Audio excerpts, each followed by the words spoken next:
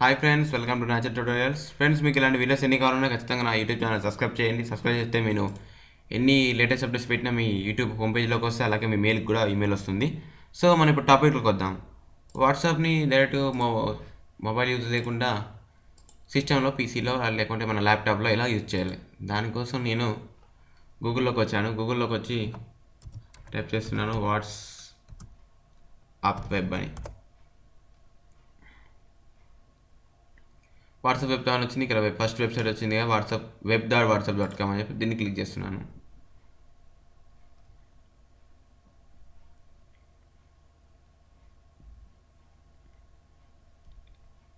అది లోడ్ అవుతుంది ఫ్రెండ్స్. ఇలా లోడ్ అయిన వాటిని మనం ఏం చేయాలంటే, లోడ్ అయిన తర్వాత ఇక్కడ క్యూఆర్ కోడ్ వస్తుంది మనకు. ఈ క్యూఆర్ కోడ్ వచ్చిందా? ఇలా క్యూఆర్ కోడ్ వచ్చిన తర్వాత మనం ఒక పని చేయాలి మన మొబైల్లో. ఇప్పుడు నేను ఆ మొబైల్ని మీకు చూపించలేను కాబట్టి నేను ఇలా చూపిస్తున్నాను అనమాట. ఓకే, ఇలా నేను నా మొబైల్ అనేది చూపిస్తున్నాను. నా మొబైల్లో నేను ఇక్కడ మీరు ఫాలో అవ్వండి, నా స్టెప్స్ ఫాలో అవ్వండి.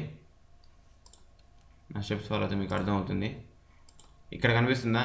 నా మొబైల్లో వాట్సాప్ ఓపెన్ చేశాను. నా మొబైల్లో వాట్సాప్ ఓపెన్ చేసి నేను ఏం చేస్తున్నానంటే, చాట్లో రండి. మీరు చాట్లోకి వస్తే ఇక్కడ మీకు ఆప్షన్ కనిపిస్తుంది వాట్సాప్ వెబ్ అని.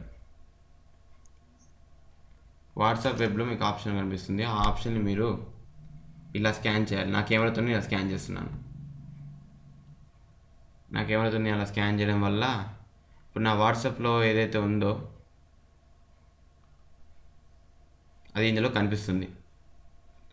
కొద్దిగా లోడింగ్ అనేది టైం పడుతుంది. ఇక్కడ ఇంటర్నెట్కి చూడండి, ఇలా లోడ్ అనేది టైం పడుతుంది. ఇలా సరే, ఇలా లోడ్ చేయడానికి టైం పడుతుంది.